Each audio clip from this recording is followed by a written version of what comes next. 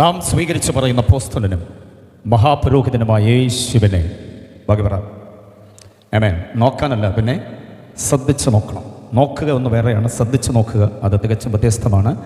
വളരെ ഉജ്ജ്വലത്വം അവകാശപ്പെടാവുന്ന ഗംഭീരമായ ദൈവശാസ്ത്ര സമ്പുഷ്ടമായ ഉന്നതം, ഉത്തമം, ഉദാത്തം, ഉത്കൃഷ്ടം എന്നൊക്കെ വിശേഷിപ്പിക്കാവുന്നൊരു തീം ഈ മഹായോഗത്തിന് ദൈവാത്മാവ് അഭിഷക്തനായ കർത്തൃദാസന് നൽകിയത് ഓർത്ത് ഞാൻ കർത്താവിന് സ്തോത്രം ചെയ്യുന്നു.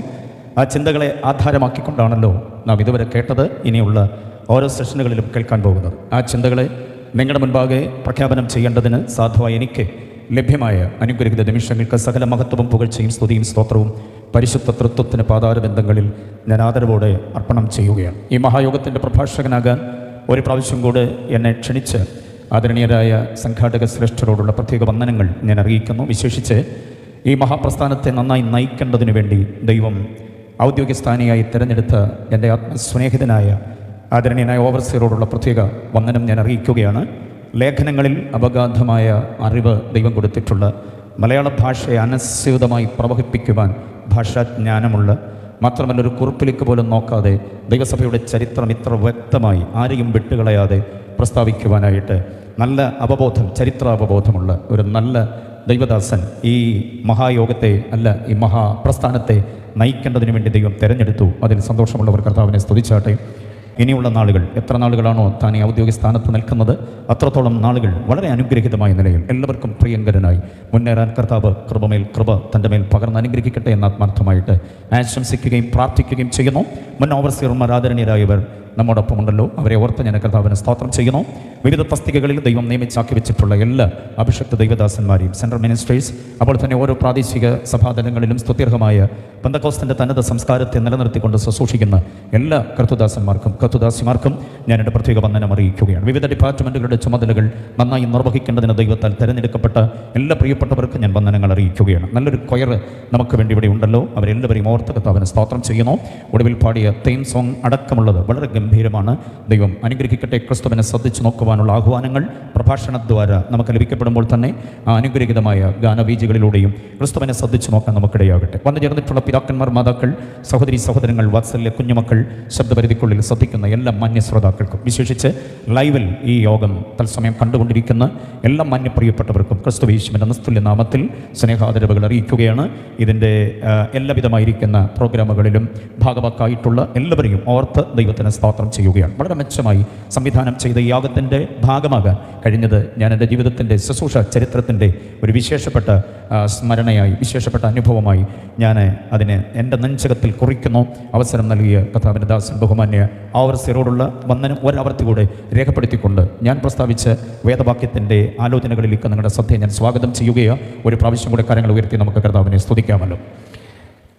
ദാവീദിൻ്റെ കവണയും ഗോലിയാത്തിൻ്റെ കുന്തവും, ശിംശോൻ്റെ കയ്യിലുള്ള കഴുതയുടെ താടിയെല്ലും, ഏലിയാവിൻ്റെ കയ്യിലെ വാളും, ഇതൊക്കെ സർവ്വസാധാരണമായി കേട്ട് കേട്ട് കേട്ട് കേട്ട് നമ്മൾ തഴമ്പിച്ചത്.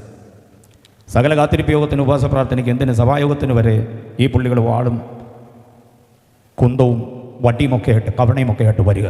ഇത് കേട്ട് കേട്ട് നമുക്കിപ്പോൾ എറിയാനും തല്ലാനും കൊല്ലാനും തകർക്കാനും അല്ലാതെ സ്നേഹിക്കാൻ, ക്ഷമിക്കാൻ, സഹിക്കാൻ, പൊറുക്കാൻ, വഹിക്കാൻ, താങ്ങാൻ, കരുതാൻ, കൂടെ നിൽക്കാനൊന്നും അറിയില്ല. അങ്ങനെ വരുമ്പോൾ ആ ആത്മിക പാപ്പരത്വത്തിന് ഒരു നല്ല മറുപടി എന്ന നിലയിലാണ് ഈ പ്രാവശ്യത്തെ തീം യേശുവിനെ ശ്രദ്ധിച്ച് നോക്കണം. യേശുവിൻ്റെ സ്വഭാവ മഹത്വം, ആ ഔന്നത്യം, ആ ഉത്തുംഗ പ്രതാപം നാം അറിയണം. എന്നിട്ട് യേശുവെ പോലെ ആകണം. അതിന് പറ്റിയ അനുഗ്രഹിതമായൊരു തീം, അതിൻ്റെ ഉജ്ജ്വലമായിരിക്കുന്നൊരു അവതരണം ബഹുമാന്യ ഓവർസിയർ നമുക്ക് നൽകി തന്നു. എബ്രായ ലേഖനത്തിൽ തന്നെ ഒരു വാക്യം ഇങ്ങനെയുണ്ട്, ഇനി ഞാൻ എന്തോ പറയേണ്ടു. എബ്രായ ലേഖനത്തിലൊരു വാക്യമാണത്. ക്രൈസ്തലോ.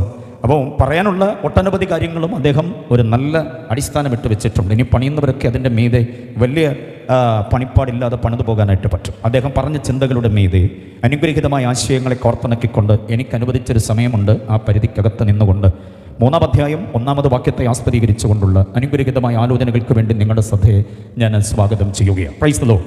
ഉജ്ജ്വലമായ പ്രഭാഷകർ ഇതിനകത്തുണ്ട്, അധ്യാപക ശ്രേഷ്ഠന്മാരുണ്ട്.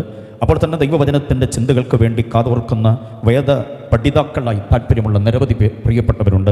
തിരുവചനത്തിൻ്റെ മഹത്വപൂർണ്ണമായിരിക്കുന്ന ആത്മീയ ആലോചന പരമ്പരാഗതമായി അഭിഷക്തരിലൂടെ കേട്ട് തഴക്കമുള്ള പ്രിയപ്പെട്ടവർ, വചനത്തിൽ എന്തെങ്കിലും ഒരു പിഴവ് വന്നാൽ അത് അങ്ങനല്ലെന്ന് തിരുത്തുവാൻ കരുത്തുള്ള ഒത്തിരി പേര് ഇവിടെ ഉള്ളപ്പോൾ ഈ വേദി അങ്ങനെയൊന്നും ആർക്കും പ്രസംഗിച്ച് കയറി പോകാൻ പറ്റില്ലെന്ന് എനിക്ക് നല്ല തിട്ടമുണ്ട്. പ്രത്യേകിച്ച് യേശുവിനെ ശ്രദ്ധിച്ച് നോക്കുക എന്നൊരു തീമുമായി നിൽക്കുമ്പോൾ ഒത്തിരി ശ്രദ്ധിച്ചേ പറ്റൂ. നിങ്ങൾ ഒത്തിരി ശ്രദ്ധിക്കുന്നുണ്ടെന്ന് എനിക്കറിയാം. എബ്രായ ലേഖനത്തെക്കുറിച്ച് ഇനി പശ്ചാത്തല വിവരണങ്ങളൊന്നും പറയേണ്ടതില്ല. നമ്മുടെ ബഹുമാന്യ ഓവർസിയർ വിശ്വസിക്കുന്നത് പോലെ എൻ്റെ ഇതുവരെയുള്ള പഠനത്തിലും നിരീക്ഷണ, അന്വേഷണ, പരീക്ഷണ, ഗവേഷണത്തിൽ അപ്പോസ്തലനായ പൗലോസിൻ്റെ ഈടുറ്റൊരു ലേഖനമാണ് എബ്രായ ലേഖനം എന്ന് ഞാൻ വിശ്വസിക്കുന്നത് കൊണ്ട് ഇടയ്ക്കെങ്ങാനും പൗലോസ് എന്ന് വല്ലതും പറഞ്ഞു പോയാൽ തെറ്റിദ്ധരിക്കരുത്. എബ്രായ ലേഖനം പൗലോസിൻ്റെതാണ് എന്ന് ഞാൻ വിശ്വസിക്കുന്നത് കൊണ്ടാണ് അങ്ങനെ സ്വാഭാവികമായി വരിക. 3-ാം അധ്യായം 1-ാമത് വാക്യത്തിൽ നമുക്ക് 2 പ്രത്യേകതകൾ, നാം ശ്രദ്ധിച്ചു നോക്കേണ്ട കർത്താവിന് 2 പ്രത്യേകതകൾ. നമ്മുടെ 2 പ്രത്യേകതകളാണ് അദ്ദേഹം പറഞ്ഞത്. നാം വിശുദ്ധ സഹോദരന്മാരാണ്, സ്വർഗീയ വിളിക്ക് ഓഹരിക്കാരായുള്ളവരാണ്. വിശുദ്ധ സഹോദരന്മാർ, വിശുദ്ധരാണ് നാം, സഹോദരന്മാരാണ്, സ്വർഗീയ വിളിക്ക് ഓഹരിക്കാരാണ്. ആവർത്തനമുണ്ടാക്കുന്നില്ല. ആ ചിന്തകളൊക്കെ അദ്ദേഹം നെയ്തു വെച്ചത്, പണിത് വെച്ചത് ശ്രേഷ്ഠമാണ്. അത് നമ്മുടെ ഉൾത്തടത്തിൽ കരുതുവാനിടയാകട്ടെ. നാം ശ്രദ്ധിച്ചു നോക്കേണ്ട യേശുവിന് 2 പ്രത്യേകതകൾ ഇവിടെ പറയുന്നുണ്ട്. ഒന്ന്, യേശു അപ്പോസ്തലനാണ്. 2, മഹാപുരോഹിതനാണ്. അപ്പം നമുക്ക് 2 പ്രത്യേകതകൾ. നാം ശ്രദ്ധിച്ചു നോക്കേണ്ട യേശുവിന് 2 പ്രത്യേകതകളുണ്ട്. ഞാൻ ക്രിസ്തുവിനെ ശ്രദ്ധിച്ച് നോക്കേണ്ടതിൻ്റെ ആവശ്യകത പല അധ്യായങ്ങളിലൂടെ അദ്ദേഹം നമുക്കെൻ്റെ ആലോചന നൽകി തന്നു. അദ്ദേഹം തൊടാതെ വിട്ട ചില മേഖലകളെ മാത്രം നിങ്ങളുടെ ശ്രദ്ധയിലേക്ക് തെரியപ്പെടുത്തിക്കൊണ്ട് എൻ്റെ പ്രഭാഷണത്തിന് വിരാമമാകും എന്ന് ഞാൻ ആഗ്രഹിക്കുകയാണ്. ശ്രദ്ധിക്കുക, യേശുവിനെ ശ്രദ്ധിച്ച് നോക്കുക എന്ന പദം തന്നെ ആദ്യം ചിന്തിക്കണം. 12-ാം അധ്യായം 2-ാമത് വാക്യത്തിൽ നാം കാണുന്നത് യേശുവിനെ നോക്കാനാണ് പറയുക. യേശുവിനെ നോക്കുക എന്ന് 12-2 ഇതേ ലേഖനകാരൻ പറയുമ്പോൾ അദ്ദേഹം തന്നെ 3-1 പറയുന്നു, ശ്രദ്ധിച്ച് നോക്കണം. 2-2 എന്ന് പഠിക്കണം. നോക്കുന്നത് യേശുവിനെ അനുകരിക്കേണ്ടതിന് വേണ്ടിയാണ്. യേശുവിൻ്റെ സ്വഭാവത്തിൻ്റെ മഹത്വം, യേശുവിൻ്റെ വിശുദ്ധിയുടെ ശ്രേഷ്ഠത, യേശുവിൻ്റെ സ്നേഹം, ത്യാഗം, കരുണ, യേശുവിൻ്റെ സഹന ത്യാഗങ്ങൾ, ഇതൊക്കെ നമ്മൾ നോക്കിയിട്ട് അതങ്ങനെ തന്നെ അനുകരിപ്പാൻ ഇടയാകണം. പക്ഷേ ശ്രദ്ധിച്ചു നോക്കുക എന്ന് പറയുന്ന 3-1 വാക്യം നമ്മൾ പഠിക്കുമ്പോൾ അത് അനുകരിക്കാനല്ല, പകരം യേശുവിൻ്റെ ദൈവത്വത്തിൻ്റെ ഔന്നത്യത്തെ അറിഞ്ഞിട്ട് ആ കർത്താവിനെ ആരാധിക്കാനും ആശ്രയിക്കാനും വേണ്ടിയാണ്. എത്ര പേർക്ക് മനസ്സിലായി അതിൻ്റെ വ്യത്യാസം? എത്ര പേർക്ക് മനസ്സിലായി? നോക്കുക എന്നുള്ളത് അനുകരിക്കാൻ വേണ്ടിയാണ്, അതുപോലെ ആകേണ്ടതിന് വേണ്ടിയാണ്. നാഗിൽ സാഹിബ് നമുക്ക് പാടാൻ തന്നൊരു പാട്ടുണ്ട്, യേശുവെ പോലെ ആകുവാൻ എന്ന പാട്ട്. അതുപോലെ തന്നെ യേശുവിൻ്റെ ചുവടുകൾ, യേശുവിൻ്റെ സംഭാഷണ രീതി, യേശുവിൻ്റെ പ്രാർത്ഥനാ ജീവിതം, യേശുവിൻ്റെ സ്നേഹം, യേശുവിൻ്റെ ക്ഷമ ആദിയായ സകല സംഗതികളും, യേശു എങ്ങനെയായിരുന്നു മറ്റുള്ളവരോട് ഇടപെടുന്നത്, യേശു എങ്ങനെയായിരുന്നു കുട്ടികളോട്, യേശു എങ്ങനെയായിരുന്നു സ്ത്രീജനങ്ങളോട്, യേശു എങ്ങനെയായിരുന്നു അധികാരി വർഗത്തോട്, യേശു എങ്ങനെയായിരുന്നു അശരണരോട്, നിരാലംബരോട്, നിസ്സഹായരോട്, നിരാശ്രയരോട്, യേശു എങ്ങനെയായിരുന്നു രോഗികളോട്, സമൂഹം തള്ളിയ പാർശ്വവൽക്കരിക്കപ്പെട്ട ജനതയോട് യേശുവിൻ്റെ മനോഭാവം എന്തായിരുന്നു, ഇതൊക്കെ നമ്മൾ നോക്കിയിട്ട് യേശുവിനെ നാം അനുകരിക്കണം. പക്ഷേ 3-1 പറയുന്നത് ശ്രദ്ധിച്ച് നോക്കണം. ശ്രദ്ധിച്ച് നോക്കണം എന്ന് പറയുമ്പോൾ യേശുവിനെ അന്നത്തെ യഹൂദന്മാർ വേശ്യാപുത്രനെന്നോ നസ്രയത്തിലെ മരപ്പണിക്കാരനെന്നോ ബയൽസബൂൽ ബാധിക്കപ്പെട്ടിട്ട് എന്തൊക്കെയോ ഇന്ദ്രജാലം മഹേന്ദ്രജാലങ്ങൾ ചെയ്യുന്ന ഒരാളെന്നോ ബുദ്ധികൂർമ്മത കൊണ്ട് എന്തൊക്കെയോ അസാധാരണമായത് പറയുകയും പ്രവർത്തിക്കുകയും ചെയ്യുന്ന ആളെന്നോ ഒക്കെയുള്ള ഒരു വല്ലാത്ത പരിഹാസ്യമായ നിലപാടുണ്ടായിരുന്നു. അതുകൊണ്ട് അവരോട് പറയുക, യേശുവിനെ നിങ്ങൾ ശ്രദ്ധിച്ച് നോക്ക്. ശ്രദ്ധിച്ച് നോക്കുമ്പോൾ അവനിൽ കാണാൻ കഴിയുന്ന അനുഗ്രഹീതമായിരിക്കുന്ന ചില യാഥാർത്ഥ്യങ്ങളുണ്ട്. അവൻ സാക്ഷാൽ സത്യദൈവമാണ്. Praise the Lord. സത്യദൈവമാണ്, മഹാദൈവമാണ്, സർവ്വത്തിന് മുൻപേയുള്ള ദൈവമാണ്, മാത്രമല്ല സർവ്വത്തിന് മീതെയുള്ള ദൈവമാണ്. ശ്രദ്ധിച്ചു നോക്കുന്നവർക്ക് മാത്രമേ യേശുവിൻ്റെ ആ ദൈവത്വത്തിൻ്റെ മഹനീയത മനസ്സിലാക്കാൻ കഴിയുള്ളൂ. അപ്പോൾ ശ്രദ്ധിച്ചു നോക്കുന്നവർക്ക് യേശുവിൻ്റെ ദൈവത്വത്തിൻ്റെ ഉന്നതമായ, യേശുവിൻ്റെ ദൈവത്വത്തിൻ്റെ അത്യുന്നതമായിരിക്കുന്ന പദവികളെ മനസ്സിലാക്കാൻ കഴിയുക. ഞാനൊന്ന് പറയാം, ശ്രദ്ധിച്ച് കേൾക്കണേ. 1-ാം അധ്യായവും 2-ാം അധ്യായവും മാത്രം നിർത്തിക്കൊണ്ട് ഞാൻ എൻ്റെ പ്രഭാഷണത്തെ സംക്ഷിപ്തമാക്കാം എന്ന് ആഗ്രഹിക്കുന്നു. 1-ാം അധ്യായം അതിൻ്റെ 2, 3, 4 വാക്യങ്ങൾ നോക്കുമോ നിങ്ങൾ? 1-ാം അധ്യായം അതിൻ്റെ 2, 3, 4 വാക്യങ്ങളിൽ യേശുവിൻ്റെ ദൈവത്വത്തിൻ്റെ സവിശേഷമായിരിക്കുന്ന വിവരണങ്ങൾ അനുഗ്രഹീതമായ അക്ഷരചിത്രങ്ങളായി നമുക്ക് ലഭിക്കപ്പെടുന്നുണ്ട്. ഏതൊക്കെയാണതെന്നറിയാമോ?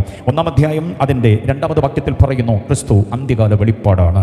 പ്രവാചകന്മാരോട് നമുക്ക് ഒത്തിരി ആലോചനകൾ നൽകി, പക്ഷേ അന്ത്യകാലത്ത് പുത്രൻ മുഖാന്തരം. അപ്പം അന്ത്യകാല വെളിപ്പാട്, അന്ത്യകാലത്ത് വേണ്ടത് മാനവകുലത്തിന് അരുളി ചെയ്യുവാൻ ദൈവത്താൽ നിയോഗിക്കപ്പെട്ട അനുഗ്രഹീതമായ സന്ദേശമാണ് ക്രിസ്തു എന്ന് കാണുന്നു. വീണ്ടും നാം താഴേക്ക് വായിക്കുമ്പോൾ സകലത്തിൻ്റെ മീതെയും അവകാശമുള്ളവനാണ് ക്രിസ്തു. വീണ്ടും നാം നോക്കുമ്പോൾ സകലത്തെയും സൃഷ്ടിച്ച സൃഷ്ടികർത്താവാണ് ക്രിസ്തു എന്ന് കാണുന്നു.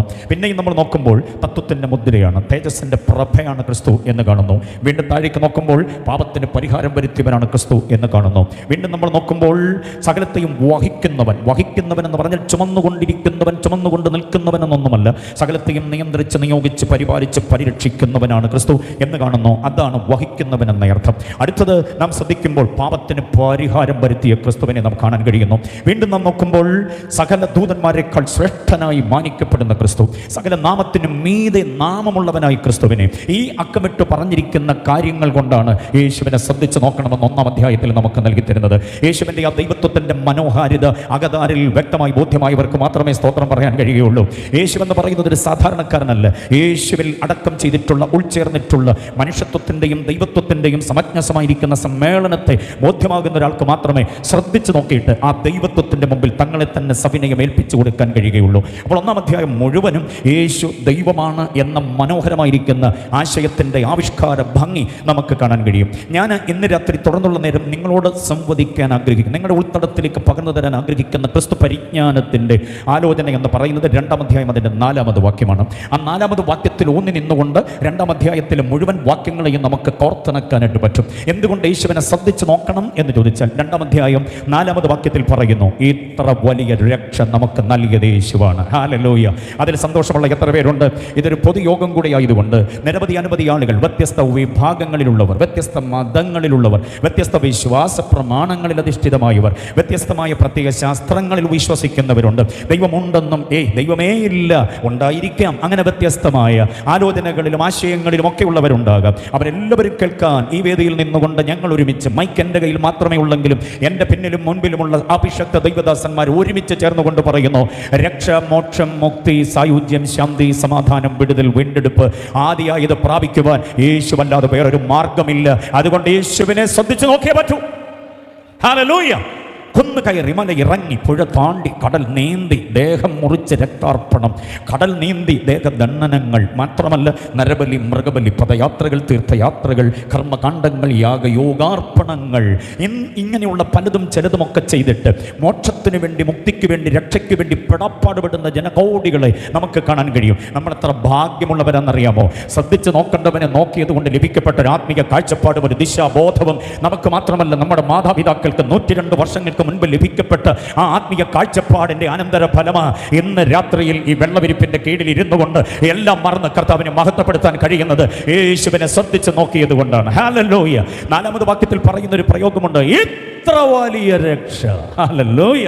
രക്ഷ എന്ന് മാത്രമല്ല ഗ്രന്ഥകാരൻ പറയുക, ഇത്ര വലിയ രക്ഷ. ആ പ്രയോഗം മറക്കല്ലേ. അതിൽ ഊന്നി നിന്നുകൊണ്ട് ഞാൻ 1, 2, 3, 4, 5, 6 വാചകങ്ങളൊന്ന് പറഞ്ഞോട്ടെ. ഹൃദയത്തിൻ്റെ ആ സന്തോഷം, ഇത്ര വലിയ രക്ഷ എന്ന പൗലോസിൻ്റെ ആ ഭാഷാപ്രയോഗത്തോട് എനിക്ക് ഒത്തിരി പ്രണയമാണെന്നുള്ളത് കൊണ്ട് ഞാൻ ആ പ്രയോഗത്തിൽ ഊന്നി നിന്നുകൊണ്ട് വേദപഠിതാക്കളുടെ ഹൃദയത്തിലേക്ക് മറക്കാനാവാത്ത വിധമുള്ള ചില ചിന്തകളെ പാകിവെക്കാൻ ആഗ്രഹിക്കുന്നു. ശ്രദ്ധിച്ചു കേട്ടോണം.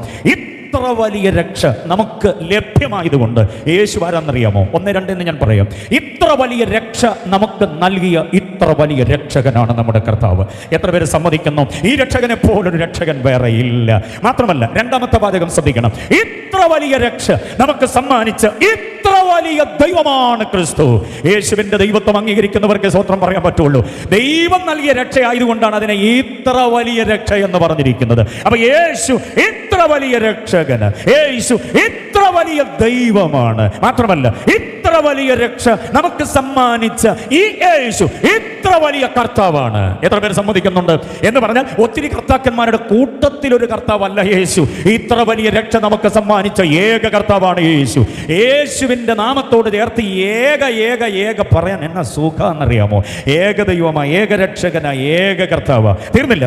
ഇത്ര വലിയ രക്ഷ നമുക്ക് സമ്മാനിക്കേണ്ടതിന് ഇത്ര വലിയ അവതാരമായവനാണ് ക്രിസ്തു എന്ന് പറയുന്നത്.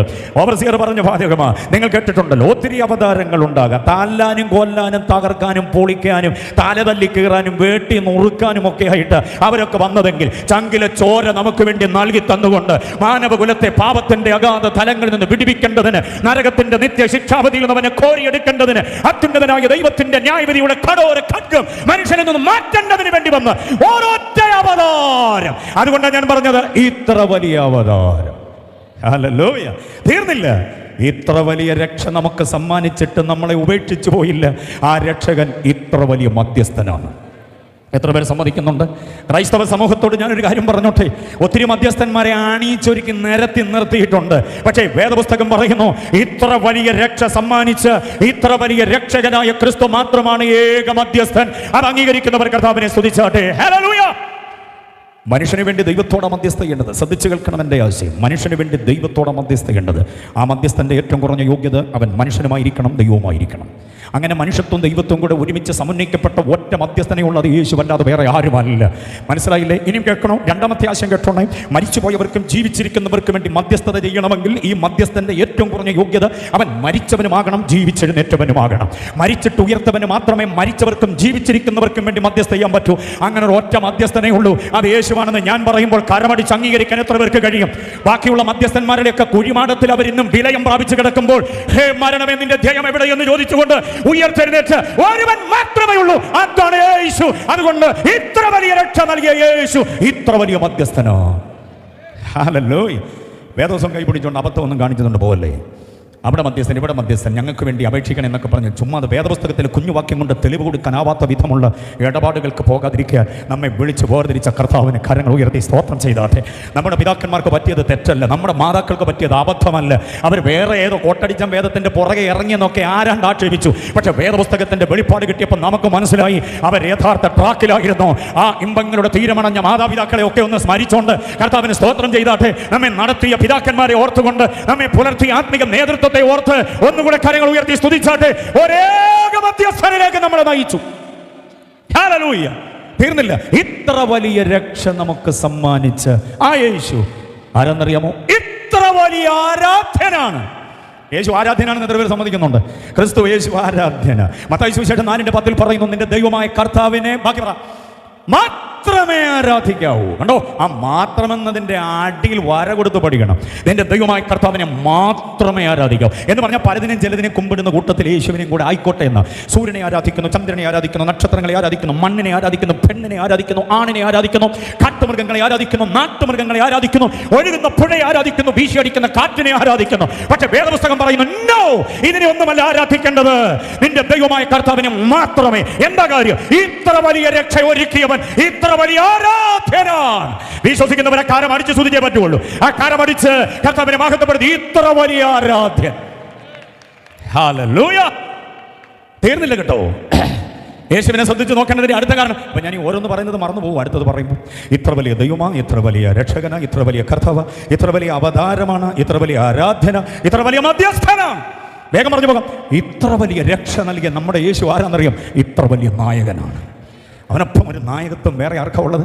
എൻ്റെ വിശ്വാസത്തിൻ്റെ നായകൻ കർത്താവ്, എൻ്റെ രക്ഷാനായകൻ കർത്താവ്, എൻ്റെ ജീവൻ്റെ നായകൻ കർത്താവ്. ജീവൻ്റെ നായകൻ കർത്താവാണെന്ന് വിശ്വസിക്കുന്ന എത്ര പേരുണ്ട്?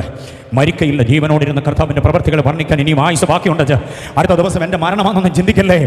ഞാൻ ദീർഘായുസോടെ ഇരുന്ന് ഞാൻ കർത്താവിൻ്റെ പ്രവർത്തികളെ വർണ്ണിക്കും. കാരണം എൻ്റെ യേശു എൻ്റെ ജീവൻ്റെ നായകന്. നമ്മുടെ ആയുസ് നിർണ്ണയിക്കുന്നത് ഒരു ഡോക്ടറൊന്നുമല്ലെന്ന്, നമ്മുടെ ആയുസ് നിർണ്ണയിക്കുന്നത് വൈദ്യനല്ല, നമ്മുടെ ആയുസ് നിർണ്ണയിക്കുന്നത് മിംസും കിംസും നിംസും കോസ്മോപോളിറ്റനും ശ്രീബ മെഡിസിറ്റിയും ഒന്നുമല്ല. ഇവിടുത്തെ മെഡിക്കൽ കോളേജ് അല്ല നമ്മുടെ ആയുസ് നിർണ്ണയിക്കുന്നത്.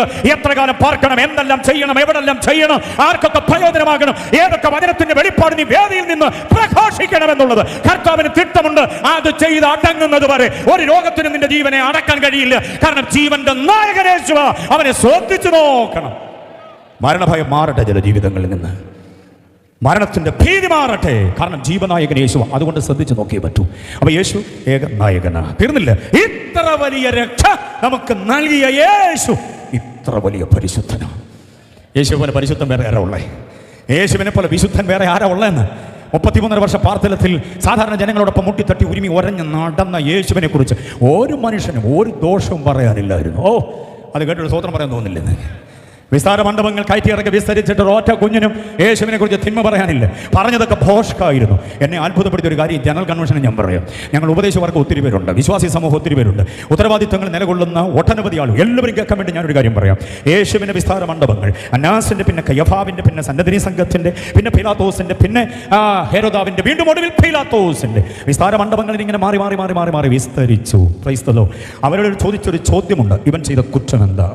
ഇവൻ ചെയ്ത കുറ്റം എന്താണ്? ആ ചോദ്യം എനിക്ക് ഭയങ്കര ഇഷ്ടമാണ്. ആ ചോദ്യത്തിന് മറുപടിയായിട്ട് ആ പ്രൊട്ടോറിയത്തിൽ കൂടി വന്നിട്ടുള്ള എല്ലാ ആളുകളും പ്രതികരിക്കുന്നത്. എല്ലാവരും പറയുന്നുണ്ട് ഇവൻ ദൈവമാണെന്ന് പറഞ്ഞു. ഒരു കൂട്ടം ആളുകളുടെ ആക്ഷേപമത്. വേറൊരു കൂട്ടം ആളുകൾ പറഞ്ഞു ഇവൻ ആലയം പൊളിച്ചു പണിയുമെന്ന് പറഞ്ഞു. വേറൊരു കൂട്ടം ആളുകൾ പറഞ്ഞു കൈസർക്ക് കരം കൊടുക്കുന്നത് വിഹിതമല്ല.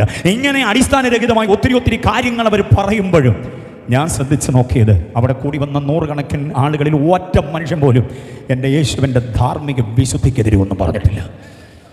ഇവനെ ഞങ്ങൾ മഗ്ദലക്കാരി മറിയയുടെ കൂടെ അവിടെ കണ്ടു, ഇവിടെ കണ്ടു, മറ്റേ മറിയയുടെ കൂടെ, ശോശന്നയുടെ കൂടെ അതുവഴി പോകുന്ന ഞങ്ങൾ കണ്ടു. ഒരു മനുഷ്യനും അത് പറയാനില്ലായിരുന്നു. ധാർമ്മിക വിശുദ്ധിയിൽ ഏറ്റവും ഔന്നത്യമുള്ള യേശുവിനെ നിങ്ങൾ എങ്ങനെ സ്തുതിക്കും? കരങ്ങൾ അടിച്ച് സ്തുതിക്കുമോ? കരങ്ങൾ വീശി സ്തുതിക്കുമോ? ഇത്ര വലിയ പരിശുദ്ധൻ! ഞാനിത് എന്തിനാ അങ്ങനെ പറഞ്ഞെന്നറിയാവോ? ആ യേശുവിനെ അനുകരിക്കുന്ന നമ്മളെക്കുറിച്ചൊക്കെ അങ്ങനെ വേണമെന്ന് പറയാനും കൂടെ പറഞ്ഞേ. സ്തോത്രം. ആരാധന കൊള്ളാം, അന്യഭാഷ കൊള്ളാം, പ്രാർത്ഥന കൊള്ളാം, പ്രസംഗം കൊള്ളാം, പ്രബോധനം കൊള്ളാം, പക്ഷേ വീട്ടിൽ താമസിപ്പിക്കാൻ കൊള്ളത്തില്ലെന്ന് വന്നാലും യോഗം കഴിഞ്ഞ് രാത്രി തന്നെ ചൂട്ടും കത്തിച്ച് നമ്മളെ യാത്ര അയക്കുക. അല്ല, ഞാനിവിടെ കിടന്നിട്ട് രാവിലത്തെ ബസ്, അയ്യോ വേണ്ട ബസ് പൊക്കോട്ടെ, അങ്ങനെ പറഞ്ഞു വിടുന്ന ഒരു ഗതികളിനെ കുറിച്ചൊന്ന് ആലോചിച്ച് നോക്കി. ഞാൻ രഹസ്യം പറഞ്ഞാണ്, ഇങ്ങനെ പറഞ്ഞ ആരോടും പറയല്ലേ. പിന്നെ രഹസ്യം പറയാൻ പറ്റിയ സാധനമാണല്ലോ മൈക്രോഫോൺ. എന്നെ അത്ഭുതപ്പെടുത്തിയ ഒരു കാര്യം, കുഞ്ഞു പരുവത്തിലെ യേശുവിനെ പ്രസംഗിക്കാൻ, യേശുക്രിസ്തു രാജാതിരാജാവായി വരുന്ന രോഗികളെ സൗഖ്യമാക്കുന്നു എന്നൊക്കെ പറഞ്ഞ് മുദ്രാവാക്യം പറഞ്ഞ് വഴിയിലൂടെ നടക്കാൻ എന്നെ പ്രേരിപ്പിച്ച ഏറ്റവും വലിയൊരു ഘടകം എന്താണെന്നറിയാമോ? എൻ്റെ യേശുവിൻ്റെ ധാർമ്മിക വിശുദ്ധിയാണ്. ജോസഫിനും മറിയയ്ക്കും ചെറുപ്പത്തിൽ കുസൃതി കാണിച്ചതിന് തല്ലാനേ ഉണ്ടായിരുന്നു നേരം എന്ന് തോന്നുന്നുണ്ടോ നിങ്ങൾക്ക്? യേശുവിനെ ഉണ്ടാകുന്ന വിശുദ്ധ പ്രജ എന്ന ഗബ്രിയേൽ പറഞ്ഞ വചനത്തിനനുസരിച്ച് വിശുദ്ധമായി ജീവിച്ചവൻ, യൗവനത്തിൻ്റെ മുഴുപ്പിൽ നിന്നുകൊണ്ട് ശരാനിരകളിലൂടെ പതഞ്ഞ രക്തം, യൗവനത്തിൻ്റെ പതഞ്ഞ രക്തം പതഞ്ഞു കയറി ഒഴുകുന്ന നേരത്ത് കൂടി വന്നതായിരിക്കുന്ന ജനാവലിയോട് ചോദിച്ചൊരു ചോദ്യമുണ്ട്: നിങ്ങളിൽ ആർക്കെൻ്റെ പാപത്തെക്കുറിച്ച് ബോധം വരുത്തുക? ആ ചോദ്യം ചോദിക്കാനുള്ള തൻ്റെ ഇടമാണ് പെന്തക്കോസ്തിൻ്റെ തൻ്റെ ഇടം. ആ ചോദ്യം ചോദിക്കാനുള്ള തൻ്റെ ഇടമാണ് ക്രിസ്തുവിനെ അനുകരിക്കുന്നവൻ്റെ ആ ഉന്നത്യം. അത് ആഗ്രഹിക്കുന്നവർ ദൈവത്തെ സ്തുതിക്കാതെ നമ്മുടെ വീട്ടുകാർക്ക്, നാട്ടുകാർക്ക്, കൂട്ടുകാർക്ക്, കൂട്ടായ്മക്കാർക്കൊന്നും ഒരു ദോഷവും പറയാനാവാത്ത വിധം ജീവിതത്തിൻ്റെ മൂല്യങ്ങളെ സൂക്ഷിക്കാൻ കഴിയുക. അതുകൊണ്ടാണ് ഞാൻ പറഞ്ഞത്, ഇത്ര വലിയ രക്ഷ നൽകിയ യേശു ഇത്ര വലിയ പരിശുദ്ധനാ. ഒന്നുകൂടെ സ്തുതിച്ച കർത്താവിനെ. അതുകൊണ്ടാണ് ശ്രദ്ധിച്ച് നോക്കണമെന്ന് ഈ പറയുന്നത്. അടുത്ത കേൾക്കണോ? ഇത്ര വലിയ രക്ഷ നൽകിയ കർത്താവ് ഇത്ര വലിയ ന്യായാധിപനാ. യേശു പോലെ ന്യായാധിപനുണ്ടോ? വേറെ ഇല്ല. യേശു ന്യായാധിപനായി വെളിപ്പെടാൻ പോവുക. ഇത്ര വലിയ രക്ഷ നമുക്ക് നൽകിയിട്ട് ആ യേശു ന്യായാധിപനായി വരാനുള്ള എല്ലാ റൈറ്റും കർത്താവിനുണ്ട്. കാരണം ഈ രക്ഷയ്ക്ക് 5 നയ പൈസ ചെലവില്ലല്ലോ, ദേഹദണ്ഡന പ്രക്രിയകളൊന്നുമില്ലല്ലോ, സൗജന്യമല്ലേ.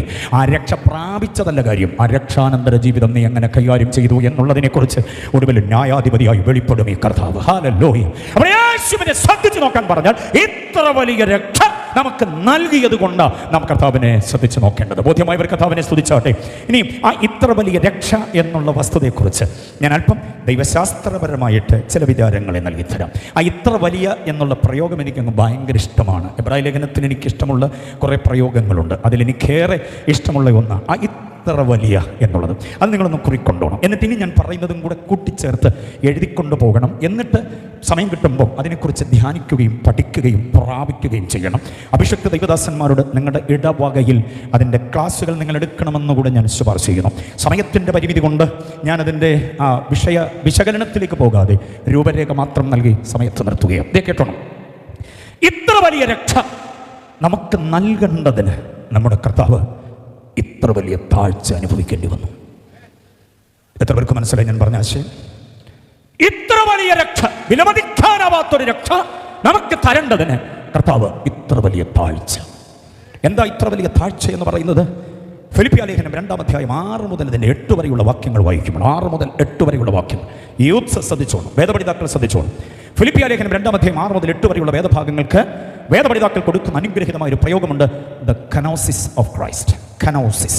കനോസിസ് എന്ന് പറഞ്ഞാൽ സ്വയപരിത്യാഗം, ഇറങ്ങി വരിക. അല്പം കൂടെ ഭംഗിയായി പറയാൻ ശ്രദ്ധിച്ചോണം. പരമോന്നത സ്ഥാനം വിട്ട് പരിത്യാഗം ചെയ്യുക. മനസ്സിലായോ? പരമോന്നതത്വത്തിന് എബ്രായ ലേഖനം മൊത്തത്തിൽ ക്രിസ്തുവിൻ്റെ പരമോന്നതത്വമാണ്. കർത്താവിന്റെ ദാസനെ തക്കമിട്ട് പറഞ്ഞതുകൊണ്ട് ഞാൻ ആവർത്തിക്കുന്നില്ല. എല്ലാവരെയും ശ്രേഷ്ഠനാണ്, പരമോന്നത സ്ഥാനീയനാണ് ക്രിസ്തു, മഹത്വ സിംഹാസനസ്ഥനാണ്, ദൂതന്മാരുടെ ആരാധ്യനാണ്. ആ അവസ്ഥയിൽ നിന്ന് താഴേക്കിറങ്ങി വന്നു. അതാ ഞാൻ പറഞ്ഞ ഇത്ര വലിയ താഴ്ച. ആരും പിടിച്ച് താഴ്ത്തിയതല്ല, സ്വയം ഇറങ്ങി വന്നതാ. ആർക്ക് വേണ്ടി? എനിക്ക് വേണ്ടി, താങ്കൾക്ക് വേണ്ടി. അതിൽ കർത്താവിനോട് പ്രണയമുള്ള എത്ര പേരുണ്ട്? അങ്ങനെ ഒരുവൻ ഇറങ്ങി വന്നില്ലായിരുന്നെങ്കിൽ മതങ്ങൾ മുൻപോട്ട് വയ്ക്കുന്ന ആചാരാനുഷ്ഠാനങ്ങളുടെ, കർമ്മകാണ്ഡങ്ങളുടെ, യാഗയോഗങ്ങളുടെ പിന്നാലെ നമ്മളിങ്ങനെ ഇഴഞ്ഞും ഊരുണ്ടും വലിഞ്ഞും ഒക്കെ നടക്കേണ്ടി വന്നേനെ. പക്ഷെ ഒരുവൻ അവിടെ നിന്ന് ഇറങ്ങി താഴേക്ക് വന്ന് നമുക്ക് നേടിത്തന്ന രക്ഷയ്ക്ക് ഇതിൽ വലിയ പേരേതാ? ഇത്ര വലിയ രക്ഷയ്ക്ക് ഇത്ര വലിയ താഴ്ച. ഹല്ലേലൂയ. കനോസിസ് ഓഫ് ക്രൈസ്റ്റ് മറക്കല്ലേ.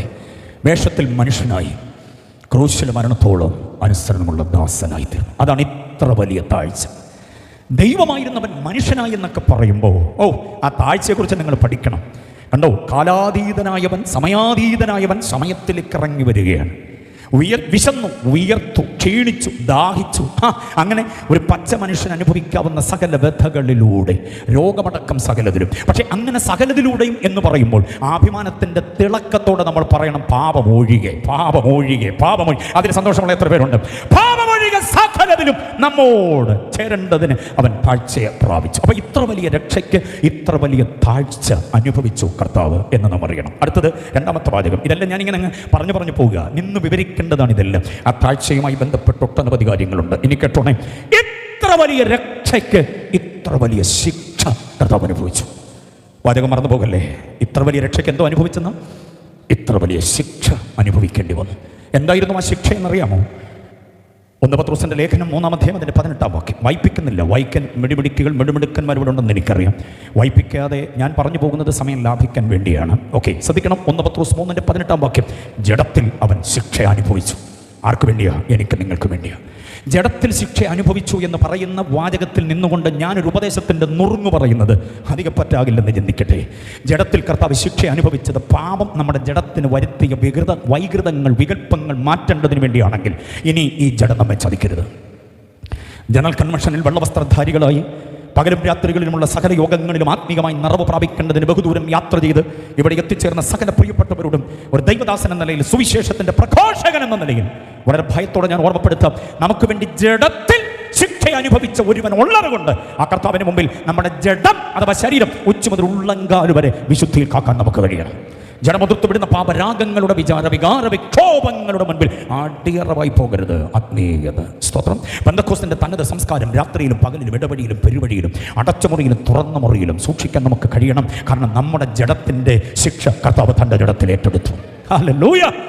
ഈ പാട്ട്, പ്രാർത്ഥന, ആരാധന, അന്യഭാഷ, പ്രൈസം, വാർഷിപ്പ് ഒക്കെ തുടങ്ങിക്കഴിഞ്ഞ പിന്നെ പിടിക്കാൻ 16 പേര് വേണം. മനസ്സിലായാലും വാളണ്ടിയേഴ്സ് പുറകിൽ നിന്നില്ലെങ്കിൽ ആരാധിച്ച് ഹോളിന് വെളിത്തെറിച്ച് പൊക്കളയും നമ്മിൽ പലരും. പക്ഷേ അവസരം അനുകൂലമായി കിട്ടിയാലുണ്ടല്ലോ, തരികിട തിത്തയുന്ന പാപത്തിലേക്ക് മൂക്കുകുത്തി പോകും. അതിൻ്റെ കാരണം എൻ്റെ ജഡത്തിന് വേണ്ടി ശിക്ഷ അനുഭവിച്ച ഒരുവനെ മറന്നു പോകുന്നതാ കുഴപ്പം. ആ മറവി നമ്മുടെ കുഞ്ഞുങ്ങൾക്ക്, നമ്മുടെ പ്രിയപ്പെട്ടവർക്ക് ആർക്കും ഉണ്ടാകരുത്. ഒരു കാര്യം ഞാൻ തുറന്നു പറയട്ടെ, ദാവീദ് എന്നോട് ക്ഷമിക്കുമെന്ന് ഞാൻ ചിന്തിക്കുകയാണ്. ദാവീദിനൊക്കെ ഞാൻ ഉദാഹരിക്കുന്ന ഇങ്ങനെയൊക്കെയുള്ള ചില കാര്യത്തിന്. ഓക്കെ, നല്ല സങ്കീർത്തനം, നല്ല ദൈവശാസ്ത്രം ഒക്കെ ആയിട്ട് ഇങ്ങനെ മുമ്പോട്ട് പോകുക, ഗംഭീര സങ്കീർത്തനം കാര്യങ്ങളൊക്കെയാണ്. പക്ഷേ അദ്ദേഹം ഇരിക്കുന്നിടത്ത് അങ്ങനെ ഒരു കിളിവാതിൽ തുറന്നു കിടന്നാൽ സകല ദൈവശാസ്ത്രം കൂടെ താഴെ പോകും. എല്ലാ കഥവും അടച്ച്, എല്ലാ കിളിവാതിലും അടച്ച്, എല്ലാ പഴുതും അടച്ച്, മൊബൈൽ സഹിതം നെറ്റില്ലാതെ ഓഫായിട്ടിരുന്നാൽ വിശുദ്ധിയോടെ നിൽക്കും. ഏതെങ്കിലും ഒരു കിളിവാതിൽ തുറന്ന് അതിലേക്കൂടെ നോക്കിക്കഴിഞ്ഞാൽ കാണുന്ന കാഴ്ച സങ്കീർത്തന പുസ്തകം വരെ താഴെ പോകുന്ന പരിപാടിയാണ്. ജഡത്തിൽ ശിക്ഷ അനുഭവിച്ചവനെ മറന്നു പോകുന്നത് ആ കാര്യം. അഭിഷേകത്തിന്റെ നിറവ് മൊത്തത്തിൽ പ്രാപിച്ച ആട്ടങ്കലെടുത്തൊരു പുള്ളി ഓർമ്മയുണ്ടോ? ആരാ? ശിംശോൻ. സിംഹത്തെ കീറി എറിയുകയാണ്. നഗര കവാടം പിഴുതെടുത്ത് അങ്ങേ മലയെ കൊണ്ട് നാട്ടുക. 1 കുന്ന് 2 കുന്ന് 3 എന്ന് പറഞ്ഞ ശവക്കൂനകൾ തീർക്കുകയാണ്. 300 കുറുക്കന്മാരെ വാലോട് വാൽ ചേർത്ത് വെച്ച് കേട്ടി സാഹസം ഉണ്ടാക്കുക. എന്നാ ആരോഗ്യമാണെന്നറിയാം, എന്നാ സൗന്ദര്യമാണെന്നറിയാം, എന്നാ ഒരു പകിട്ടാണെന്നറിയാം. അതുകൊണ്ട് ശിംശോന് ഞാനൊരു പേരിടുന്നു, ഇസ്രായേലിലെ കോമളൻ. എന്താ പേര്? ഒന്ന് പറ. കോമളൻ. ശിംശോനൊരു കോമളനാ. പക്ഷെ കേൾക്കണോ നിങ്ങൾക്ക്? ഒറ്റ നിമിഷം കൊണ്ടായി കോമളൻ കോമാളിയായി പോയത്. മലയാള ഭാഷയിൽ കോമളനും കോമാളിയും എന്ന 2 പദങ്ങൾക്ക് വലിയ ദൂരമില്ലെന്ന് പഠിച്ചോണം. കോമളത്വത്തോടെ നിൽക്കുന്ന ഒരു വ്യക്തി കോമാളിയായി മാറിപ്പോകാൻ ഒറ്റ നിമിഷം മതി, ഒരു കിളിവാതിൽ മതി. മനസ്സിലായോ? മൊഞ്ചുള്ള ഒരു പെങ്കൊച്ച് ചുമ്മാ എന്തെങ്കിലും കാണിച്ചാൽ മതി, സകല കോമളത്വം അവിടെ കാട്ടിലെ അടിയറവ് പറഞ്ഞ് അവൾ കിട്ടുന്ന കേട്ടുകൊണ്ട് നിന്നെ പൊക്കിയെടുത്ത് ദാഗോന്റെ ക്ഷേത്ര കവാടത്തിൽ കൊണ്ടിരുത്തിയിട്ട് വരുന്നവനും പോകുന്നവനും എല്ലാം ചെള്ളയ്ക്ക് കുത്തിക്കളിക്കുന്ന ഒരു ഗതികളിലേക്ക് വരുമ്പോൾ ഇവനെ പിന്നെ കോമാളി എന്നല്ലാതെ എന്തോ വിളിക്കണം? കോമളനാണ് കോമാളിയായി മാറുന്നത്. ഭയത്തോടെ, പരിഹാസത്തിന്റെ ഭാഷയിലല്ല ഞാൻ പറയുക, ഭയത്തോടെ പറയുക. ആ അഭിഷേകം നമ്മുടെ മേൽ പകർന്ന് നമുക്ക് നൽകി തന്നിട്ടുള്ള ഒരു ആത്മിക സംസ്കാരമുണ്ടല്ലോ. ഒന്നിന്റെയും മുമ്പിൽ, ആരുടെയും മുമ്പിൽ, പെണ്ണിന്റെയും ആണിന്റെയും പണത്തിന്റെയും കസേരയുടെ മുമ്പിൽ അടിയറവ് പറയാതെ നമുക്ക് കാക്കാൻ കഴിഞ്ഞാൽ ഈ കോമളത്വം അവസാനം വരെ നിലനിർത്താനിടയായി തീരും. അത് വിശ്വസിക്കുന്നവർ ആ കാരം അടിച്ച കർത്താവിനെ സ്തുതിക്ക ഭയത്തോടെ. ഈ അഭിഷേകത്തിന്റെ നിറവ്. ഹല്ലേലൂയ. 102-ാം ജനറൽ കൺവെൻഷനും കൂടെ കൂടി എന്നുള്ളതൊന്നുമല്ല കാര്യം, നമ്മൾ എത്രമാത്രം നമ്മുടെ കോമളത്വത്തെ സൂക്ഷിക്കുന്നു എന്നുള്ളതാ കാര്യം. അപ്പോൾ ഒരു കാരണവശാലും നമ്മുടെ ജഡം പാപത്തിലേക്ക് വീഴ്ചയായി പോകരുത്. 2 കൊരിന്ത്യർ ലേഖനം 7-ാം അധ്യായം 1-ാമത് വാക്യം നിങ്ങൾക്ക് ധ്യാനത്തിന് വിട്ടുതരുന്നു. ആത്മാവിലെയും ജഡത്തിലെയും സകല കന്മഷവും നീക്കി വിശുദ്ധി എന്തോ ചെയ്യണമെന്നാ? തികച്ചുകൊള്ളണം. വിശുദ്ധരായ പോരാ, പിന്നെന്തോ ചെയ്യണം? വിശുദ്ധിയെ തികച്ചുകൊള്ളണം. അതിനാകട്ടെ ഇന്നിവിടെ ആരംഭിച്ച് ബഹുമാന്യ സാർ ഉദ്ഘാടനം ചെയ്ത് അനുഗ്രഹീതമായ ആശീർവാദങ്ങളോടെ ഉദ്ഘാടനം ചെയ്ത് ഈ കൺവെൻഷനിൽ പങ്കെടുക്കുന്നത് കൊണ്ട് നമുക്ക് സാധ്യമാകേണ്ടത്. അപ്പോൾ യേശു ജഡത്തിൽ ശിക്ഷ അനുഭവിച്ച താഴ്ച, ഇത്ര വലിയ രക്ഷ നമുക്ക് തരാൻ ഇത്ര വലിയ താഴ്ച. ഞാൻ ഒരെണ്ണം കൂടെ പറഞ്ഞോട്ടെ പ്രിയരെ, സ്തോത്രം. എനിക്ക് എന്നോടൊരു സമയം പറഞ്ഞിട്ടുണ്ട് കേട്ടോ, സ്തോത്രം. അതുകൊണ്ടാണ് ഞാൻ ഇങ്ങനെ പറഞ്ഞുകൊണ്ട് നിൽക്കുന്നത്. ഞാൻ എപ്പം നിർത്തുമോ അന്നേരം ഓർത്തോണം അത്രയും സമയം എനിക്ക് പറഞ്ഞു തന്നതാണെന്നുള്ളത്. ഓക്കെ, ഈ ഉപദേശിക്ക് എപ്പോഴാണ് ഇത് നിർത്തുന്നതെന്ന് വല്ലതും അറിയാമോ എന്നുള്ള ആശങ്കയിലൊന്നും ആരും ഇരിക്കരുത്. കൃത്യസമയം എന്നോട് പറഞ്ഞിട്ടുണ്ട്, അധ്യക്ഷനും പറഞ്ഞിട്ടുണ്ട്, ഓവർസിയറും പറഞ്ഞിട്ടുണ്ട്. ഓക്കെ, അതുകൊണ്ട് ശാന്തമായി പ്രാർത്ഥിച്ചുകൊണ്ട് അങ്ങിരിക്കുക. ഒരെണ്ണം കൂടെ ഞാൻ പറയാം. ഇത്ര വലിയ രക്ഷയ്ക്ക് ഇത്ര വലിയ വാഹനമല്ല, പിന്നെന്തോ വാഹനം, എന്തുവാ വാഹനം? ചുമക്കുക. സ്തോത്രം. ഇത്ര വലിയ രക്ഷ നമുക്ക് തരാൻ നമ്മുടെ കർത്താവ് ഇത്ര വലിയൊരു വാഹനം അഥവാ ചുമക്കേണ്ടി വന്നു. യോഹന്നാൻ സ്നാപകൻ നമ്മുടെ കർത്താവിനെ കുറിച്ച് പറയുന്നു, ഇതാ ലോകത്തിന്റെ പാപത്തെ വഹിക്കുന്ന ചുമക്കുന്ന കുഞ്ഞാട്. 1 പത്രോസ് 3:18 പറയുന്നു, അവൻ തൻ്റെ ജഡത്തിൽ അതിനെ ചുമന്ന്. 1 പത്രോസ് 2:24 വാക്യം, 1 പത്രോസ് 2:24 പറയുന്നു, അവൻ ജഡത്തിൽ ആ ശിക്ഷ ചുമന്നു വഹിച്ചു. അപ്പൊ ഇത്ര വലിയ രക്ഷ നമുക്ക് തരാൻ ഇത്ര വലിയ വാഹനം നമ്മുടെ കർത്താവ് ചെയ്തു. അതുകൊണ്ടാണ് ശ്രദ്ധിച്ചു നോക്കാൻ ഈ പറയുന്നത്. സ്തോത്രം. നിസ്സാരമല്ല ഈ രക്ഷ. കർത്താവ് ചുമന്ന ആ ഒരു വലിയ ഭാരമുണ്ടല്ലോ, ലോകത്തിൻ്റെ പാപത്തെയാണ് ചുമന്നത്. അങ്ങനെ ചുമന്നൊഴിച്ചാണ് നമുക്ക് ഇത്ര വലിയ രക്ഷ നൽകിയത്. ഒരു ചിന്ത കൂടെ കേട്ടെ, ഇത്ര വലിയ രക്ഷ നമുക്ക് നൽകേണ്ടതിന് നമ്മുടെ കർത്താവ് ഇത്ര വലിയ സഹനം അനുഭവിച്ചു. അത് ഞാൻ പറഞ്ഞത് വാഹനമാണെങ്കിൽ ഈ ചിന്തയിൽ ഓർത്തോണം, സഹനമാണ്. കർത്താവ് നമുക്ക് വേണ്ടി സഹിച്ച സഹനങ്ങൾ. ഓർക്കാറുണ്ടോ? അതൊക്കെ കർത്താവ് സഹിച്ച സഹനങ്ങളെ ഓർക്കാറുണ്ടോ? കർത്താവ് സഹിച്ച, നമുക്ക് ഇത്ര വലിയ രക്ഷ സമ്മാനിക്കാൻ കർത്താവ് സഹിച്ച സഹനങ്ങളെ നമ്മൾ ഓർത്താറുണ്ടല്ലോ. തുറന്ന് ഞാൻ പറയാം, നമ്മുടെ ധാർഷ്ട്യം, നമ്മുടെ ധിക്കാരം, താൻപോരിമ, അഹങ്കാരം, നമ്മുടെ വിരോധം, വിദ്വേഷം, വിഭാഗീയത, വിമർശനങ്ങളെല്ലാം പാടെ മാറ്റിവെച്ചുകൊണ്ട് വിധേയത്വത്തോടെ, വിനയത്തോടെ, എളിമയോടെ, താഴ്മയോടെ, സൗമ്യതയോടെ, ശാന്തതയോടെ, നിറഞ്ഞ കണ്ണുകളോടെ കർത്താവിൻ്റെ പാദങ്ങളെ ചുംബിക്കാൻ നമുക്ക് കഴിയും. എത്ര പേര് സമ്മതിക്കുന്നുണ്ട്? നമ്മിൽ പലപ്പോഴും അഹന്തയും അഹങ്കാരവും താൻപോരിമയും ഒക്കെ സ്ഥാനം പിടിക്കുന്നതിൻ്റെ കാരണം നമുക്ക് വേണ്ടി ഇത്ര വലിയ രക്ഷ തരുവാൻ വേണ്ടി കർത്താവ് അനുഭവിച്ച ഇത്ര വലിയ സഹനത്തെ നമ്മൾ മറന്നു പോകുന്നത് കൊണ്ട്. എത്ര പേര് സമ്മതിക്കുന്നുണ്ട്? ആ സഹനത്തെ നമ്മൾ ഓർത്തേ പറ്റുകയുള്ളൂ. ആ സഹനത്തിന് ഞാൻ 1-2 വാക്യങ്ങൾ തരാം. പഴയ നിയമത്തിലൊരു വാക്യം മറന്നു പോകരുത്. അങ്ങ് യെശയ്യാപ്രവചനം 53:10 വാക്യം, അവനെ തകർത്ത് കളവാൻ യഹോവയ്ക്ക് ഇഷ്ടം തോന്നി. മത്തായി സുവിശേഷം 26:67 വാക്യം, മത്തായി 26:67.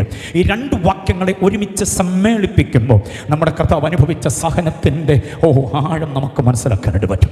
കൊയർ വളരെ ഭംഗിയായി പാടുന്നു. ഞാൻ എൻ്റെ കുഞ്ഞനുജത്തിമാരോട്, കുഞ്ഞനുജന്മാരോട്, ജ്യേഷ്ഠ സഹോദരങ്ങളുണ്ടോ അതിനകത്തുണ്ടാകും, നിങ്ങളോട് വളരെ ആദരവോടെ ഞാനൊരു കാര്യം പറയും. നിങ്ങളുടെ ശുശ്രൂഷ വളരെ ഭംഗിയാണെന്നുള്ളതിന് ഞാനൊരു ബിഗ് സല്യൂട്ട് നൽകിക്കൊണ്ട് പറയാം. ഓരോ സെഷനിലും നിങ്ങൾ പാടി ആരാധിക്കുന്ന പാട്ടുകൾ താളമേളങ്ങളോടുകൂടെ ജനത്തെ ആരാധനയിലേക്ക് നയിക്കുന്നതായിക്കോട്ടെ, നല്ല കാര്യം. പക്ഷേ ക്രൂശിനെ ധ്യാനിക്കുന്ന ചില വരികൾ ആ പാട്ടിലുണ്ടാകണം. ക്രൂശിനെ ധ്യാനിക്കുന്ന പാട്ടുകൾ തിരഞ്ഞെടുത്ത് ജനത്തിലേക്ക് അത് നിങ്ങൾ പകർന്നു കൊടുക്കുമ്പോൾ കണ്ണ് നനഞ്ഞ് കരങ്ങൾ ഉയർത്തി ക്രൂശിനെ ധ്യാനിച്ച് ദൈവമക്കൾ ദൈവത്തെ ആരാധിക്കണം. നിന്റെ രോഗം മാറും, ക്ഷീണം മാറും, സാമ്പത്തിക ബാധ്യതകൾ മാറും, നിന്റെ തലമുറകൾ ദൈവം വിദേശത്തേക്ക് അയക്കുമെന്നൊക്കെ അർത്ഥമുള്ള പാട്ടുകൾ പാടുമ്പോൾ ഒരാവേശം നമ്മുടെ പെരുവിരൽ മുതൽ ഉച്ചം തല വരെ അങ്ങോട്ട് കയറിയിട്ട് നിൽക്കുന്നിടം മറന്ന് നമ്മൾ ആരാധിക്കും. പക്ഷേ എല്ലാം മറന്ന് ക്രൂശിനെ ധ്യാനിക്കുമ്പോൾ ഉണ്ടാകുന്ന ഒരു ആത്മിക ആന്തോളനമുണ്ടല്ലോ, ഒരു ആത്മിക ആരോഗ്യമുണ്ടല്ലോ, അതാണ് നമ്മുടെ വിശ്വാസ ജീവിതത്തിൽ നിലനിർത്തുന്നത്. എനിക്ക് വേണ്ടി ഇത്ര വലിയ രക്ഷ തരുവാൻ യേശുവിനെ ഞാൻ ശ്രദ്ധിച്ചു നോക്കുമ്പോൾ ക്രൂശിലെ സഹനം എനിക്ക് തരുന്ന ഒരു ആരോഗ്യമുണ്ട്. എത്ര പേര് സമ്മതിക്കുന്നുണ്ട് ആ കാര്യം? ഹല്ലേലൂയ. അവനെ തകർത്ത് കളവാൻ യഹോവയ്ക്ക് ഇഷ്ടം തോന്നി. ഞാനൊരു വിശേഷപ്പെട്ട ചിന്ത പറഞ്ഞ് എൻ്റെ വാക്കുകളെ അവസാനിപ്പിക്കും. ഈ അവസാനിപ്പിക്കാൻ നിർത്താന്നൊക്കെ പറയുന്ന ഒരു ഇടക്കാല ആശ്വാസത്തിലാണ്. അത് കേൾക്കുമ്പോൾ ഒരു സുഖമുണ്ടല്ലോ അല്ലേ? നിർത്താനൊന്നുമല്ല, കേട്ടിരിക്കും. കർത്താവ് അനുഭവിച്ച വ്യഥകളെക്കുറിച്ച് 2 വാക്യങ്ങൾ ഞാൻ തന്നില്ലേ? മത്തായി 26:67 വാക്യത്തിൽ പറയുന്നു, അവർ മുഷ്ടിചുരുട്ടി അവനെ കുത്തി, മുഖത്തേക്ക് കാർക്കിച്ച് തുപ്പി, കണ്ണ് തടിച്ചു എന്നൊക്കെ പറയുന്നു. നമുക്ക് വേണ്ടി അനുഭവിച്ച സഹനമാ. എന്തിനാ നമുക്ക് ഇത്ര വലിയ രക്ഷ തരാനാ.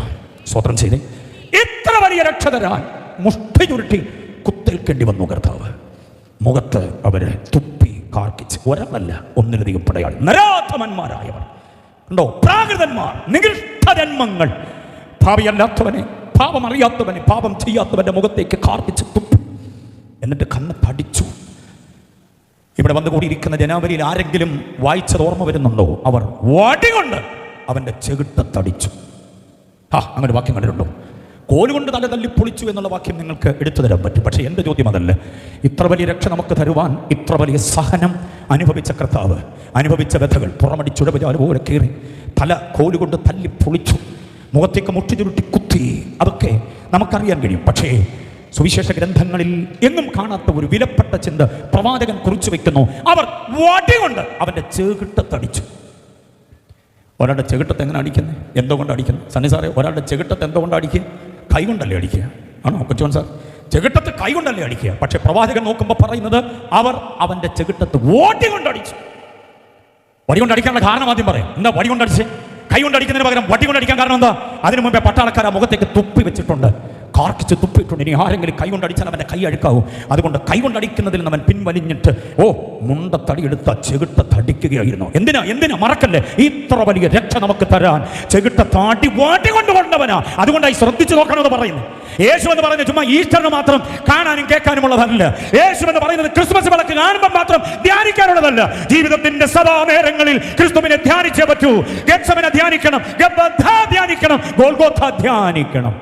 ആ ധ്യാനങ്ങളുടെ ഇടയിലാണ് വടികൊണ്ട് ചെകിട്ടത്തടി കൊണ്ടവനെ തിരിച്ചറിയേണ്ടത്.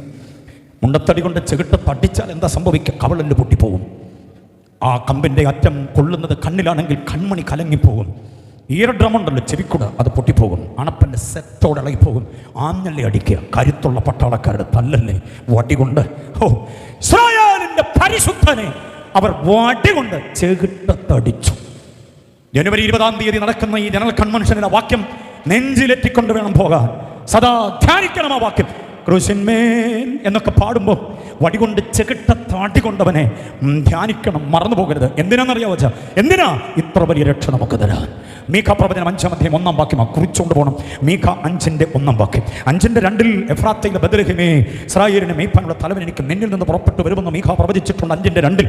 5:1 പറയുന്നു, അവർ വടികൊണ്ട് ഇസ്രായേലിന്റെ ന്യായാധിപതിയെ ചെകിട്ടത്തടിച്ചു. നമ്മൾ സാധാരണ ചിന്തിക്കുന്ന കൈകൊണ്ടാ ചെകിട്ടത്തടിച്ചെന്ന്. നോ, പ്രവാചകൻ എത്രയോ നൂറ്റാണ്ടുകൾക്ക് മുമ്പ് പ്രവചന ദൃഷ്ടിയിലൂടെ കണ്ട് ആ മാരകമായിരിക്കുന്ന പീഡനത്തെ നന്നായി അവതരിപ്പിച്ചിരിക്കുന്നു. അവർ വടികൊണ്ട് ചെകിട്ടത്തടി അടിച്ചത്. അതാണ് ഇത്ര വലിയ സഹനം. എത്ര പേർക്ക് സ്തോത്രം ചെയ്യാൻ പറ്റും? എത്ര പേർക്ക് കണ്ണുകളടച്ച കർത്താവിനെ ഒന്ന് ധ്യാനിക്കാൻ പറ്റും? ഇത്ര വലിയ രക്ഷ തരാൻ വേണ്ടി അനുഭവിച്ച വേദന ഭയാനകമാണ്. അപ്പൊ ഇത്ര വലിയ രക്ഷ സമ്മാനിക്കുവാൻ ഇത്ര വലിയ സഹനം. തീർന്നില്ല, ഒരെണ്ണം കൊടുക്കട്ടെ. ഇത്ര വലിയ രക്ഷ നമുക്ക് തരാൻ ഇത്ര വലിയ മരണം. ഇത്ര വലിയ മരണം. നാമായിരുന്നു മരിക്കേണ്ടത്, പക്ഷെ നമ്മുടെ സ്ഥാനത്ത് ആ മരണം കർത്താവ് ഏറ്റെടുക്കുകയായിരുന്നു. ആ മരണം കൊണ്ട് കർത്താവ് സാധിച്ചത് എന്താണെന്നറിയാമോ? മരണഭീതിയിലായിരുന്നു നമ്മയൊക്കെയും വെടിവെച്ചു. മാത്രമല്ല, മരണത്തിൻ്റെ ആധികാരിയായ പിശാചിനെ തൻ്റെ മരണത്താൽ കർത്താവ് നീക്കി. 2-ാം അധ്യായം 14-15 വാക്യം മറക്കരുത്. 2:14-15 യേശുവിനെ ശ്രദ്ധിച്ചു നോക്കേണ്ടതിൻ്റെ ആവശ്യകത.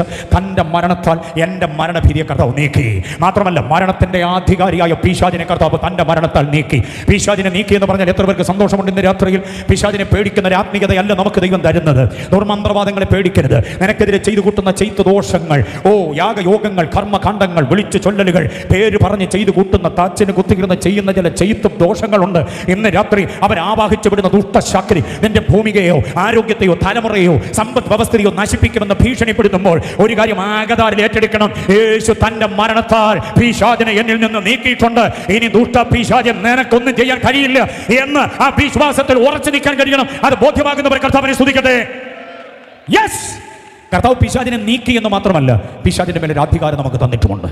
നമ്മൾ പ്രാപിച്ച ഈ ആത്മനിറവുണ്ടല്ലോ, അന്യഭാഷ പറയാൻ വേണ്ടി മാത്രമല്ല, പിശാചിനോട് അടങ്ങെന്ന് പറയാന്, യേശുവിന്റെ നാമത്തിൽ അടങ്ങെന്ന് പറയാന്, ഇറങ്ങുക, നിന്റെ സകല തന്ത്രങ്ങളുമായി ഇറങ്ങ് എന്ന് പറയാനുള്ള അധികാരം കൂടെ കർത്താവ് തന്നിട്ടുണ്ട്. ഈ ജനറൽ കൺവെൻഷൻ അത് പ്രാപിച്ച് മടങ്ങിപ്പോകാവൂ, അതൊന്ന് പുതുക്കിയെടുത്തോണ്ടേ മടങ്ങിപ്പോകാവൂ. ഈ നാളുകളിലൂടെയുള്ള ആത്മീക പ്രയാണത്തിൽ ദുഷ്ട പിശാചുമായി നീ കോംപ്രമൈസ് ആയി പോയെങ്കിൽ ഇന്ന് രാത്രി ആ പ്രവൃത്തിയിൽ നിന്ന് പിൻവാങ്ങിയിട്ട് കർത്താവിന്റെ നാമത്തിൽ അവനെ ജയിക്കുക, അവന്റെ തന്ത്രങ്ങളെ തോൽപ്പിച്ചുകൊണ്ട് മുന്നേറാൻ കഴിയണം. കാരണം ഇത്ര വലിയ രക്ഷ കർത്താവ് ഇത്ര വലിയ മരണം അനുഭവിച്ചു. അതിലൂടെ പിശാചിനെ തന്റെ മരണത്താൽ നീക്കി.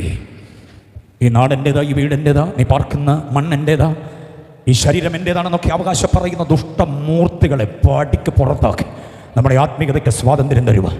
കാലങ്ങളായി പ്രവർത്തിക്കുന്ന മേഖലകൾ ഒരു ആത്മാവ് പോലും ജനിക്കാത്ത വിധം വരണ്ട ഭൂമിക പോലെ ഒഴുക്കിയ കണ്ണുനീരും ചെലവാക്കിയ നയാ പൈസകളും ഒരാത്മാവിനെ പോലും ജനിപ്പിക്കുന്നില്ലെന്നുള്ള നിരാശ നെഞ്ചകത്തിൽ കൊണ്ടു നടക്കുന്നവരോട് ഇന്ന് രാത്രി ദൈവാത്മാവിൽ നിയോഗിതമായി ഞാൻ പറയാം, നീ പ്രവർത്തിക്കുന്ന മേഖലയിൽ അവകാശം പറയുന്ന ദുഷ്ടമൂർത്തിയെ കർത്താവ് പറഞ്ഞു വിട്ടിട്ട് നിന്റെ കണ്ണുനീരിന് ഫലമുണ്ടാകാൻ പോകുകയാണ്. 102ാം ജനറൽ കൺവെൻഷൻ കൂടുന്ന പ്രിയപ്പെട്ടവർ, വിശ്വാസത്തോടെ ദൂത് ഏറ്റെടുക്കുന്നവർ എത്ര പേരുണ്ട്? തൻ്റെ മരണത്താൽ പിശാചിനെ നീക്കിയവർ, മദ്യപാന ആസക്തിയിൽ നിന്ന്, അനാത്മികതയുടെ പ്രവണതയിൽ നിന്ന് ചില ജീവിതങ്ങളെ പിടിപ്പിച്ചുകൊണ്ട് വന്നിട്ട് വരികയില്ല നമ്മൾ വീതി എഴുതിയ ചില കുടുംബങ്ങളെ കർത്താവ് കൊണ്ടുവരാൻ പോകുക. ദൈവസഭയുടെ ഉണർവിലേക്ക്, ദൈവസഭയുടെ ആത്മീയതയിലേക്ക് ക്രിസ്തുവിനെ ശ്രദ്ധിച്ചു നോക്കാം. ഹല്ലേലൂയ. അപ്പം ഇത്ര വലിയ ത്യാഗം, ഇത്ര വലിയ താഴ്ച, ഇത്ര വലിയ ശിക്ഷ, ഇത്ര വലിയ വഹനം, ഇത്ര വലിയ സഹനം, ഇത്ര വലിയ മരണം കർത്താവ് സ്വമേധ നമുക്ക് വേണ്ടി ഏറ്റെടുത്തത് കൊണ്ട് ദൈവം എന്തോ ഇതെന്നറിയാമോ, ഇത്ര വലിയ ഉയർപ്പ് കൊടുത്തു. ഇത്ര വലിയ ഉയർപ്പ്. അതുകൊണ്ടൊക്കെയാ യേശുവിനെ എന്തോ ചെയ്യണമെന്ന് പറയുന്നത്, ശ്രദ്ധിച്ചു നോക്കണം. ആ ഉയർപ്പിൽ വിശ്വസിക്കുന്ന എത്ര പേരുണ്ട്? ആ ഉയർപ്പിൽ വിശ്വസിക്കുന്നവരോട് ഞാൻ ഇന്ന് രാത്രി ഒരു കാര്യം പറയാം. അവൻ ഉയർത്തു എന്നുള്ളത് നിങ്ങൾക്ക് ഉറപ്പാണെങ്കിൽ നമുക്കൊരു ഉയർപ്പുണ്ടെന്നുള്ളതും ഉറപ്പാക്കിക്കോളും. അതിൻ്റെ യോഗ്യതയോടുകൂടെ ജീവിക്കാൻ കഴിയുമ്പോൾ കാഹളം മുഴക്കി നമ്മുടെ കർത്താവ് എത്രയും വേഗം ഇറങ്ങി വരും. കൊയർ വേഗം വരുന്നു, വേഗം വരുന്നു കൊയർ. ഹല്ലേലൂയ. പ്രത്യാശ നിർഭരമായ ഒരു പാട്ടിൻ്റെ ശരണങ്ങൾ ഒരുമിച്ച് നമ്മൾ ചേർന്ന് പാടിക്കൊണ്ട് പുനരാഗമനത്തിൻ്റെ പ്രതീക്ഷ, പുനരാഗമിക്കുന്ന കർത്താവിനോടൊപ്പം സമാഗമിക്കേണ്ടതിന് നാം ഒരുമിച്ചൊന്ന് ഉണരേണ്ടതിന് പ്രത്യാശ നിർഭരമായ വരികൾ കൊയറിനോട് ചേർന്ന് പാടാൻ നമുക്കിടയാകട്ടെ. കേട്ട വചനത്തിന്റെ ചിന്തകളുടെ മുമ്പിൽ വേറെ ആരെയും ശ്രദ്ധിക്കേണ്ടതില്ല, യേശുവിനെ ശ്രദ്ധിച്ച് നോക്കിയേ പറ്റൂ. അതിന്റെ അടിസ്ഥാന ന്യായങ്ങളാണ് ഇന്ന് രാത്രി ഞാനിവിടെ വിളമ്പിയത്. അഭിഷക്ത കർത്തൃദാസൻ പറഞ്ഞതിന്റെ ബാക്കിയുള്ള ചിന്തകളെയാ ഞാൻ പറഞ്ഞത്. ഇനി ഞങ്ങൾ രണ്ടും പറഞ്ഞതിന്റെ ബാക്കിയുള്ള ആലോചനകളെ അടുത്ത ദിവസങ്ങളിൽ ഇവിടെ വരുന്ന അഭിഷക്ത ദൈവദാസന്മാരിലൂടെ നിങ്ങൾക്ക് നൽകി തരും. സന്തോഷമുള്ളവർ കർത്താവിനെ സ്തുതിച്ചാട്ടെ. അഭിഷേകത്തിന്റെ ആലോചന ഏറ്റെടുത്ത് ക്രിസ്തുവിനെ മാത്രം ശ്രദ്ധിച്ച് നോക്കി ആത്മീയ ജീവിത ക്രിസ്തു പരിജ്ഞാനത്തിന്റെ ഊടും ഭാവമുള്ളതാക്കി മാറ്റണം. ക്രിസ്തു എന്ന പുരുഷത്വത്തിന്റെ അളവ് പ്രാപിക്കുമ്പോൾ, ക്രിസ്തു എന്ന ഔന്നത്യത്തോളം നാം ഉയർത്തപ്പെടേണ്ടതിന് ഞാൻ ഒന്നിനും ലജ്ജിച്ചു പോകാതെ പൂർണ്ണ ധൈര്യം കൊണ്ട് ക്രിസ്തുവിന്റെ ശരീരത്തിൽ ജീവനാലാകട്ടെ മരണത്താലാകട്ടെ എപ്പോഴും എന്ന പോലെ ഇപ്പോഴും മഹിമപ്പെടണമെന്ന് പ്രതീക്ഷിക്കുന്നു. ആ പ്രത്യാശയുള്ള ദൈവമക്കൾ എത്ര പേരുണ്ട്? ഇരിക്കുന്നിടത്ത് ഇരുന്ന് കരമടിച്ച് കർത്താവിനെ ഒന്ന് സ്തുതിച്ച്, കർത്താവെ ഞാൻ അങ്ങേ ശ്രദ്ധിച്ച് നോക്കാൻ പോവുക. അങ്ങേ ശ്രദ്ധിക്കുമ്പോൾ എനിക്ക് ലഭിക്കപ്പെടുന്ന ആത്മീയ കാഴ്ചപ്പാടുകൾക്ക് അനുസൃതമായ എൻ്റെ ആത്മീയ ജീവിതത്തെ ഒന്നുകൂടെ പരിപോഷിപ്പിക്കണമേ എന്ന് പ്രാർത്ഥിച്ചുകൊണ്ട് ദൈവസന്നിധിയിൽ വേഗം എഴുന്നേക്കാം, വേഗം എഴുന്നേക്കാം. കൊയറിനോട് ചേർന്ന് ആ പാട്ടുകൾ നമുക്ക് ചേർന്ന് പാടാം. ആ വരികളെ വിശ്വാസത്തെ നമുക്ക് ചേർന്ന് പാടാം. യേശുവിനെ ശ്രദ്ധിച്ചു നോക്കുക. എല്ലാവരും ചേർന്ന് പാടി കർത്താവിനെ ആരാധിക്കുക. നമ്മുടെ കർത്താവ് വെളിപ്പെടാതെ, നമ്മുടെ കർത്താവ് വരാതെ, നമ്മുടെ കർത്താവ് ഇനി താമസിക്കയിൽ ഈ ദുഃഖലോകത്തിൽ നമ്മെ ചേർത്ത് കൊണ്ടുപോകുക. നമ്മുടെ പുറപ്പാടിന്റെ നേരമായി നമ്മുടെ കർത്താവിനോടൊപ്പം സമാഗമിപ്പോൾ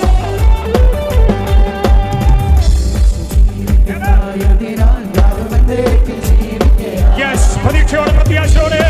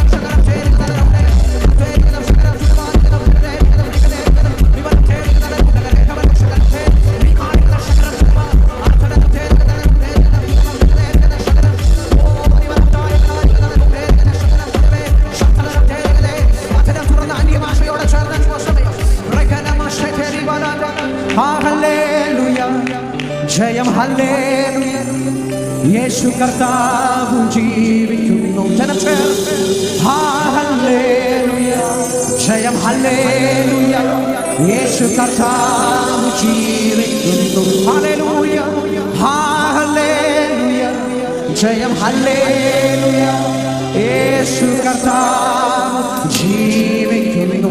ഇത്ര വലിയ രക്ഷ നൽകിയ ദൈവത്തെ ആ കരങ്ങൾ ഉയർത്തിച്ചേർന്ന് ജയഘോഷത്തോടെ ഒന്ന് സ്തുതിക്കാമോ? ഹല്ലേലൂയ.